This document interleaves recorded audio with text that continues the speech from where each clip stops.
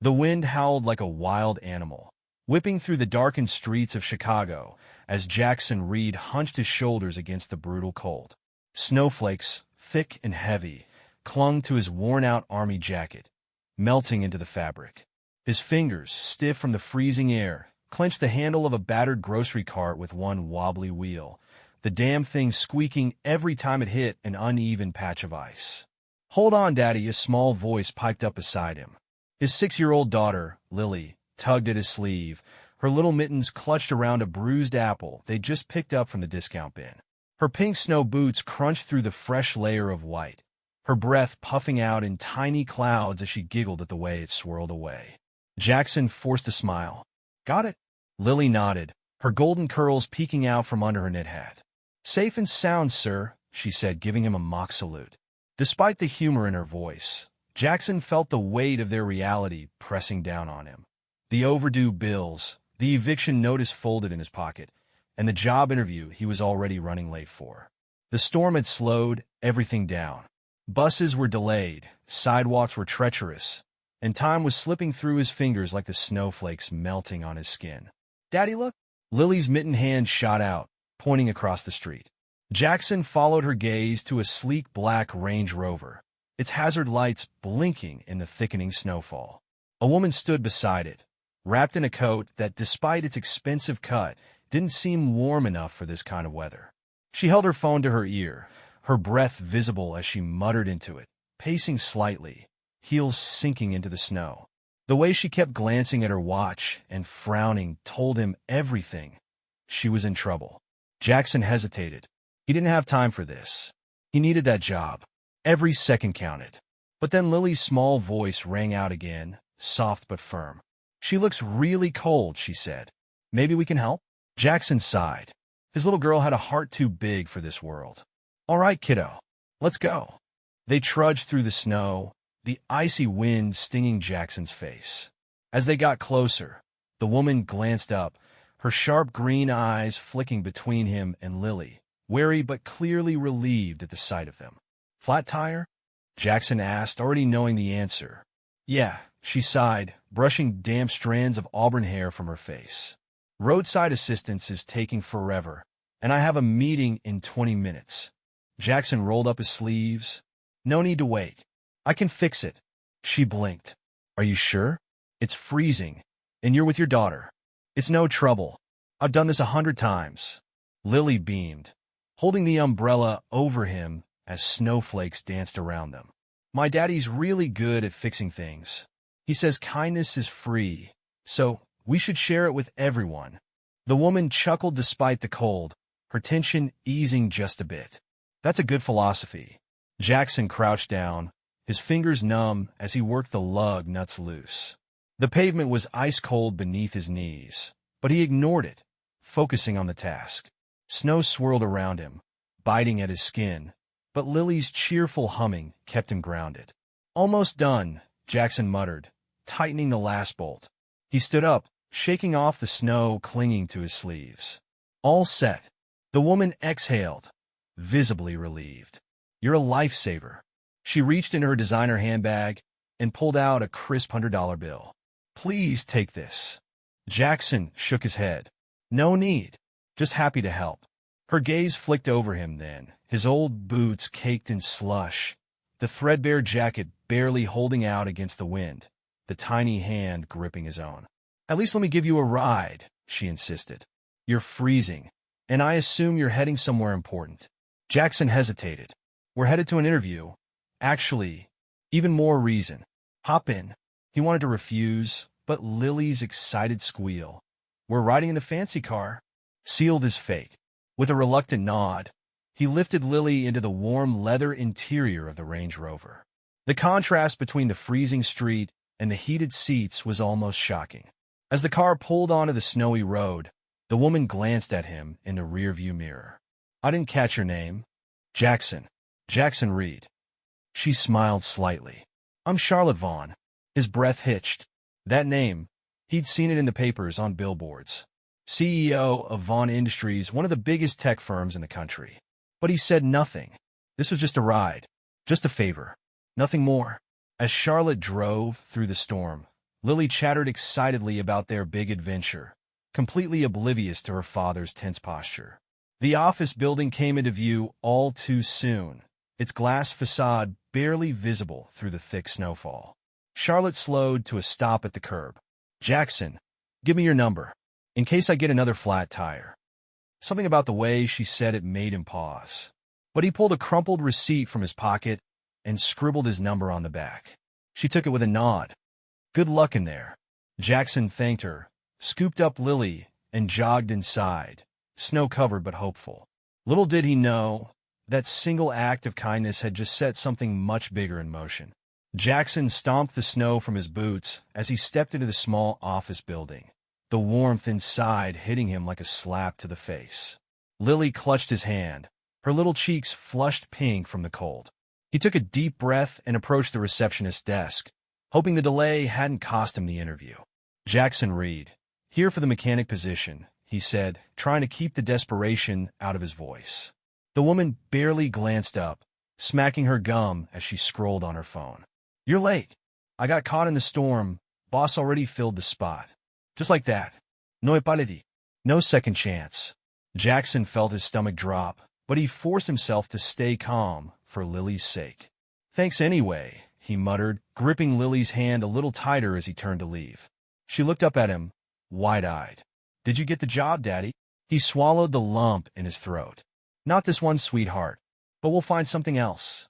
Outside, the wind had picked up, swirling snow in harsh gusts. Jackson pulled Lily's hat down tighter over her ears, bracing himself for the long, cold walk home. A week later, the apartment was colder than usual. The heat had been off for 3 days now, landlord's policy for late rent. Jackson had been layering Lily in sweaters, keeping her bundled under blankets at night, but the cold was creeping into their bones. He sat at the rickety kitchen table, the eviction notice lying next to a half-eaten peanut butter sandwich. He'd been staring at it for the last hour, trying to will a solution into existence.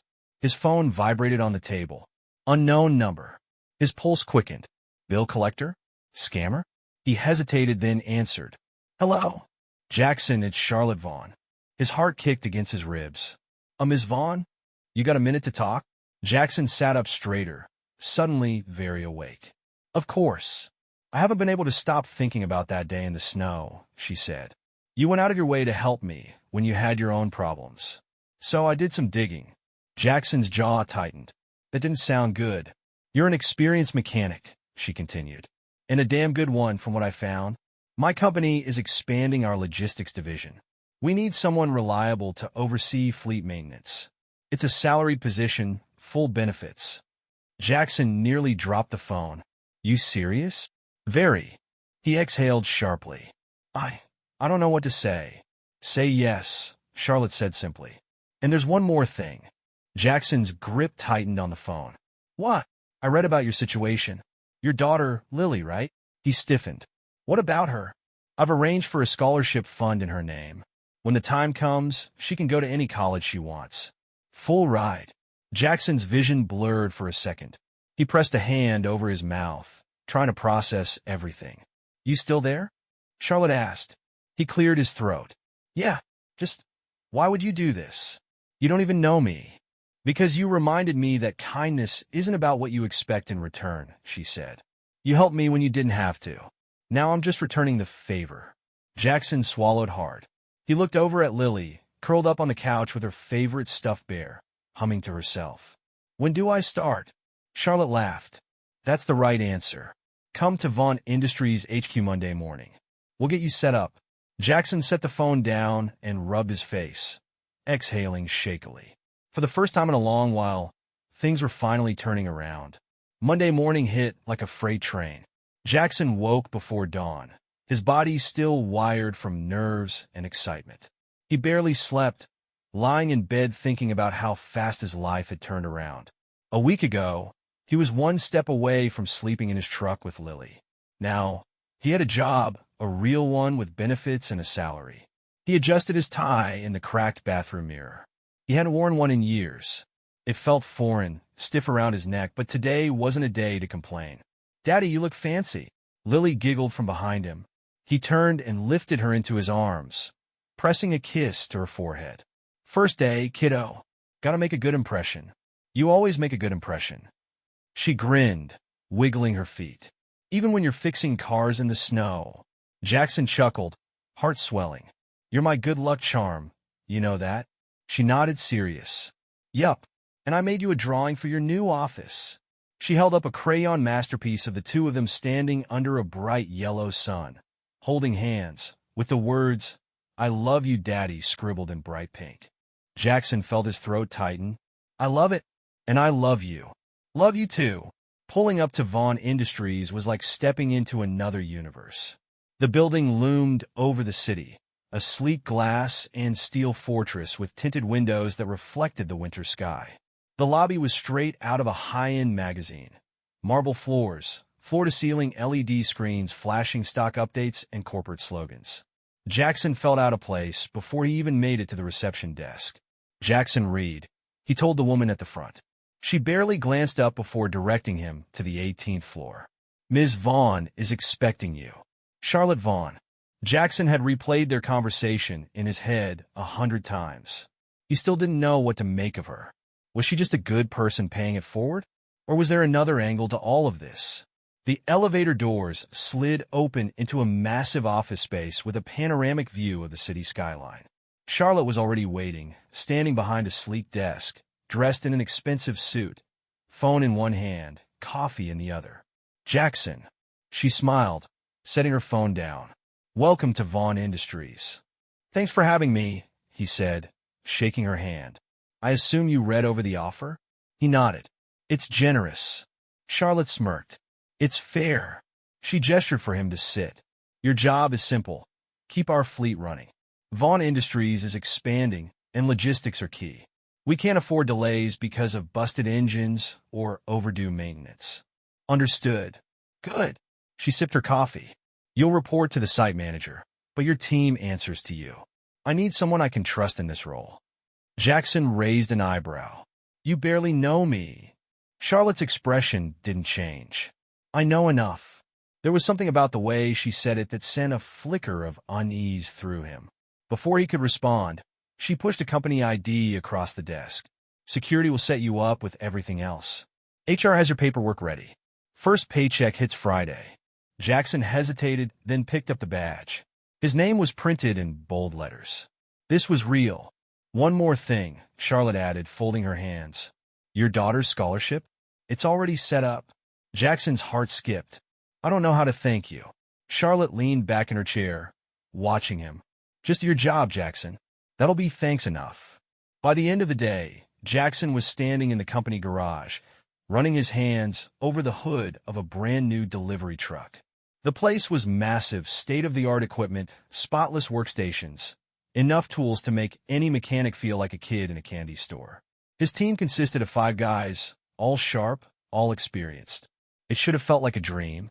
Instead, something nagged at him. Maybe it was the way the security guards kept watching him a little too closely. Maybe it was the subtle way Charlotte had worded things. "I need someone I can trust." Maybe it was the fact that guys like him didn't get lucky breaks like this. He shook it off. This was his chance.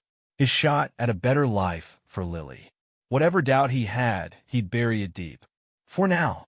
The first few weeks at Vaughn Industries were smooth, almost too smooth. Jackson fell into a rhythm. Early mornings, long hours in the garage, managing repairs, ordering parts, keeping the fleet in top shape. The paycheck was steady, the benefits were real, and most importantly, Lily was warm, fed, and safe. For the first time in years, Jackson let himself breathe, but the nagging feeling never left. It started with the security. They were everywhere, standing by the elevators, patrolling the garage, always watching. Jackson had worked in shops before, and this wasn't normal. It wasn't just corporate paranoia. These guys weren't just keeping an eye on the facility. They were keeping an eye on him. Then there were the deliveries. Most of Vaughn Industries' fleet was standard delivery trucks, corporate vehicles, the usual.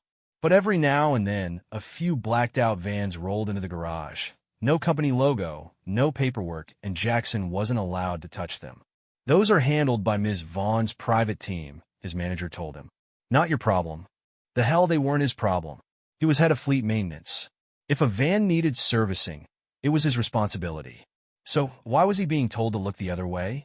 It was past midnight when Jackson's phone rang. He groggily reached for it, squinting at the screen. Unknown number. His gut clenched. He let it ring 3 times before answering. Yeah, Jackson. Charlotte's voice was smooth, too smooth. Hope I didn't wake you. You did. She laughed softly like that was cute. I need you to come in. Now. He sat up, rubbing his face. It's midnight, Charlotte, and I sign your paychecks. That shut him up. Car's waiting outside, she added. Be ready in 5. The call ended. Jackson swung his legs over the side of the bed, his breath visible in the freezing air. Lily was curled up under a mountain of blankets, sleeping soundly. He kissed her forehead before grabbing his jacket. He had a bad feeling about this. The black SUV rolled through the empty streets, moving through downtown like a ghost. Jackson sat in the back, next to one of Charlotte's security guys. The man didn't say a word, just sat there, arms crossed, making it clear Jackson wasn't calling the shots tonight. They didn't take him to Vaughn Industries. Instead, they pulled into an underground garage, one he'd never seen before, hidden beneath an office building with no signs, no markings. The doors slid shut behind them, locking him in. Charlotte was waiting. She stood by one of the black vans, arms crossed, watching him with a measured expression. Jackson stepped out of the SUV, shoving his hands in his pockets. Gonna tell me what's going on? Charlotte gestured to the van. It needs a repair. He snorted. At midnight? In a place I didn't even know existed? Charlotte sighed. I was hoping you'd be more cooperative, Jackson. Something about the way she said that made his skin crawl. He stepped forward, jaw tight. Look, lady, I'm here to fix trucks, not play games. What's the deal with these vans? Charlotte studied him for a long moment. Then, instead of answering, she walked to the back of the van and tapped twice. The doors unlocked. Jackson hesitated, then stepped forward. He gripped the handle, pulled it open, and froze. Inside, stacked in crates, were guns. Military grade. Silencers. Ammo. His stomach dropped. Charlotte leaned against the van, watching his reaction. Surprised? Jackson turned to her, his fists clenching. The hell is this? She tilted her head. It's business. Illegal business, he shot back. You running guns out of here? She didn't answer. Just smirked like he was amusing. Jackson took a step back, heart pounding. I'm done. I'm not part of this. Charlotte sighed. That's disappointing. A shadow moved behind him. Jackson barely had time to react before a heavy hand clamped onto his shoulder, yanking him backward. He twisted, throwing an elbow into the man's ribs, but another set of hands grabbed him. Then another. 3 men, maybe 4. They forced him against the van, pinning his arms. Charlotte stepped closer, her voice low, calm. You think I gave you this job out of charity? She murmured. You think I paid for your kid's future because I'm a good person? Jackson struggled against the grip, teeth bared. You think that means I owe you? Charlotte smiled. It means you work for me, and you don't walk away. They let him go. No punches. No threats. Just the weight of reality crushing him. He wasn't just some lucky mechanic who got a break. He was owned. Charlotte had set this up from the beginning. The random flat tire, the generous job offer, the scholarship for Lily. It was all a trap. And now, he had a choice. Either he stayed and kept quiet, or he disappeared. And Jackson had a 6-year-old daughter at home. He swallowed hard, looking at Charlotte, who was watching him expectantly. He forced his voice to stay even. What do you need me to do? Charlotte's smile widened. Good choice, Jackson. Jackson had exactly 6 minutes before they realized he was gone. He jumped into an old pickup he'd rigged earlier, one of the few trucks that didn't have a working tracker. He floored it, gripping the wheel tight as the tires spun against the icy pavement before catching traction. The streets were slick with snow, visibility near zero, but Jackson knew these roads better than most. He had spent years navigating them, fixing cars for people who barely had enough to pay him, taking detours through alleyways when he couldn't afford tolls. Tonight, that knowledge was the only thing keeping him alive. A glance in the rearview mirror made his stomach drop. Headlights were cutting through the thick snowfall, weaving aggressively through traffic. They had found him. He had expected them to come, just not this fast.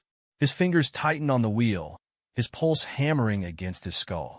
Lily stirred in the seat beside him, still half asleep, her small hand gripping the stuffed bear he had packed for her. "Daddy," she mumbled groggily, her voice laced with confusion. He forced his tone to stay calm. "It's okay, baby. Just hold on." The first gunshot shattered the back windshield. Lily screamed, ducking instinctively, and Jackson's grip turned white-knuckled as he swerved to avoid the next round. His heart slammed against his ribs. They weren't just chasing him. They were trying to kill him. His mind raced. If they caught him, they wouldn't just kill him. They would make an example out of him, and they would take Lily. Charlotte had made it clear from the beginning. Once you were in, you never got out. He pushed the accelerator to the floor, the old truck groaning in protest as it picked up speed. He needed an out, something they wouldn't expect. Up ahead, the road split. One lane leading to the highway, the other toward the old industrial district. If he took the highway, they would run him down easily. But the industrial district? It was a maze of abandoned warehouses, crumbling bridges, and frozen docks. If he could make it there, he had a chance. Another bullet whizzed past, taking out the side mirror. Jackson gritted his teeth and yanked the wheel left, cutting hard onto the icy road leading toward the industrial zone. The truck fishtailed, barely missing a parked sedan, and the headlights behind him followed. They were closing in. His breath came in ragged gasps, sweat forming despite the freezing temperatures. Lily was crying now, small, frightened sobs, and it took everything in him to keep his voice steady. "We're almost safe, sweetheart. Just keep your head down." Up ahead, an old drawbridge loomed, its rusted gears frozen solid from years of neglect. Jackson's mind worked fast. If he could make it across, the ice might be unstable enough to slow them down. He had no choice. He gunned it, the truck roaring as it hit the bridge, tires skidding across the snow-covered planks. The headlights behind him grew brighter. They weren't stopping. Jackson's heart pounded as he reached the other side. Then, just as the second car hit the bridge, he spun the wheel hard and slammed into the control panel. The rusted gears let out an ear-splitting groan as the bridge's mechanisms, already weakened by years of neglect, finally gave way. The planks cracked, groaning under the weight of the pursuing vehicle. Jackson didn't wait to see what happened next. He floored it, speeding down the icy road as a loud crash echoed behind him. The bridge had collapsed. He risked a glance in the mirror. One of the pursuing cars had made it across. The second had plunged into the frozen river below. He was running out of time. He needed to disappear. Now! The docks were up ahead, a labyrinth of shipping containers and abandoned warehouses. Jackson turned sharply, his tires skidding as he barreled toward an old storage facility. He slammed on the brakes, bringing the truck to a screeching halt behind a row of metal crates. He killed the engine and turned to Lily, who was trembling, her wide eyes filled with terror. He reached over, cupping her face with both hands. "Listen to me, baby. I need you to be brave, okay?" She nodded, sniffling, clutching her stuffed bear like it was the only thing keeping her together. "We're going to play a game. We have to be really quiet, just like hide and seek. Can you do that for me?" Another nod. "That's my girl." He grabbed the duffel bag, slung it over his shoulder, and lifted Lily into his arms. He could hear the remaining car idling somewhere nearby, its tires crunching over the ice as they searched for him. He didn't have much time. He needed to disappear. Using the snow as cover, he moved quickly, slipping between the stacked shipping containers. The cold bit into his skin, but he didn't stop. He had to get Lily somewhere safe. Up ahead, he spotted an old service tunnel leading into the underground storage area. It was risky. If they found him in there, he'd have no escape. But it was his only option. Holding Lily close, he slipped inside just as a flashlight beam swept over the area where he had been standing seconds before. He pressed himself against the cold metal wall, his breath slow, controlled. The footsteps came closer, crunching in the snow. Jackson could hear his own heartbeat, hammering like a war drum. He had been in dangerous situations before, but this was different. This was Lily. This was life or death. Then, silence. The footsteps stopped. The flashlight beam swept over the entrance of the tunnel, but didn't go inside. Then, after what felt like an eternity, the footsteps retreated. The sound of a car door slamming shut made Jackson exhale for the first time in what felt like minutes. Then, the engine roared to life, and the last car sped away. He waited another 5 minutes before he moved. They were gone. Jackson slumped against the cold metal wall, Lily still cradled in his arms, her tiny hands clutching his jacket. He pressed a trembling kiss to the top of her head. "We made it, baby." She looked up at him, exhausted but trusting. "Are we safe now?" He exhaled slowly. "We will be." But even as he said the words, he knew this wasn't over. Charlotte Vaughn didn't just let people walk away. This was only the beginning. And if she thought he was going to run forever, she was dead wrong. Because Jackson Reed had one thing she didn't. Nothing left to lose.